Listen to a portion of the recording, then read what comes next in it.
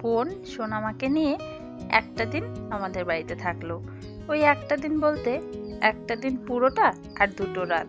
আজকে সকাল সকাল কিন্তু আমরা বেরিয়ে যাচ্ছি মামা বাড়ি যাব বলে, কারণ বোন এসেছে পরেই আমাকে ফোন করছিল যাওয়ার জন্য। আমার তো আর যাওয়া হয়নি, তাই ওরাই আসলো। এবারে তো আর রেখে যাবে না, তাই সকলে মিলে রেডি হয়ে বেরিয়ে গেছি। আর আজকে কিন্তু ভীষণ ঠান্ডা। মামা বাড়িতে পৌঁছে শুনি বোনের বর আসবে আজকে। বেশ কয়েকদিন হলো বাচ্চাটা এসে এখানে আছে, ওর ভালো লাগছে না, তাই বাচ্চাটাকে দেখতে আসবে। সেই জন্য মামা বাজার থেকে বাজার করে নিয়ে আসলো। মামি ওইদিকে আমাকে একটু রান্নার তোড়জোড়গুলো করে দিচ্ছে, আর আমি হাতে হাতে একটু করছিলাম। এখানে ভাজাভুজিগুলো করছিলাম, আর প্রেসার কুকারে ডালটা সেদ্ধ বসিয়ে দিয়েছি। ভাজাভুজিগুলো করে মাংসর জন্য মশলাটা করে নিতে হবে। কাটাকুটি হয়ে গেছে, এবারে শুধু একটু বাটার পালা। আর মাংসর আলুটাও ভেজে নিচ্ছি। চলো দেখি প্রেসার কুকারে ডালটা হলো কিনা। 3টে মতো সিটি দিয়েছি। মুসুর ডাল তো খুব একটা বেশি সিটি দেওয়ার দরকার পড়ে না। দেখা যাক সেদ্ধ হয়েছে কিনা। যদি না হয়ে থাকে তাহলে আরেকটা সিটি দিয়ে দেব। আর একদম বেশি গলে গেলেও খেতে খুব একটা ভালো লাগে না, ভালোভাবেই সেদ্ধ হয়েও গেছে।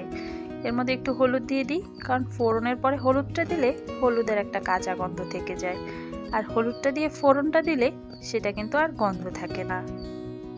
চলো দেখি ভাজাভুজিগুলো কত দূর হলো। এদিকে বেগুন আর কোয়াশ ভাজা হয়ে গেছে, আলুগুলোও ভাজা হয়ে গেছে। আলুগুলো তুলে নেব, আর এই তেলের ওপরেই ডালটা ফোড়নে দিয়ে দেব। কয়েকটা শুকনো লঙ্কা ভেজে নিলাম। ভাজাভুজির সঙ্গে শুকনো লঙ্কা যে পছন্দ করে সে খাবে। একটু শুকনো লঙ্কা আর কাঁচা পেঁয়াজ দিয়ে মসুর ডালটা ফোড়ন দিয়ে দেব, কারণ মসুর ডালে আমার মনে হয় কাঁচা পেঁয়াজ দিলেই সব থেকে বেশি ভালো লাগে। আমি জিরে কালো জিরে কোনোটাই খুব একটা দিই না। ডালটা খানিকক্ষণ ফুটুক, চলো আমরা মাংসটা এবারে মেখে নিই। মাংসর উপরে একে একে সমস্ত কিছু দিয়ে দেব। মাংসটা বোন ধুয়ে দিল, আর মশলাগুলো মামি কিন্তু বেটে দিয়েছে। লবণ, হলুদ, আর আমি মাংস এভাবে হাতে মেখে রান্না করতেই সব থেকে বেশি পছন্দ করি। শুকনো লঙ্কা, কাঁচা লঙ্কা, আদা রসুন বাটা আর কুচনো পেঁয়াজ দিয়ে দেব, খানিকটা তেল।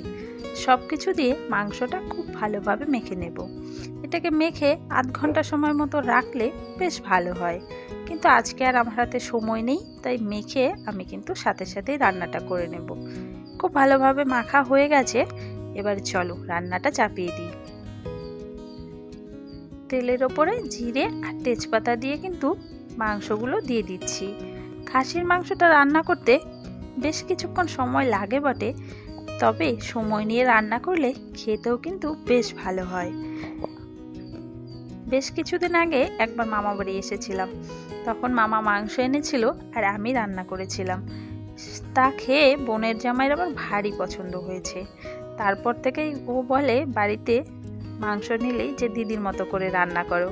বোন তাই আমাকে ফোন করে মাঝে মধ্যে বলে। আজকে বললাম রান্নাটা তোরা করে নে, কিন্তু না, বোন বলছে তুই কর, তোর হাতেরটাই খেতে ভালোবাসে।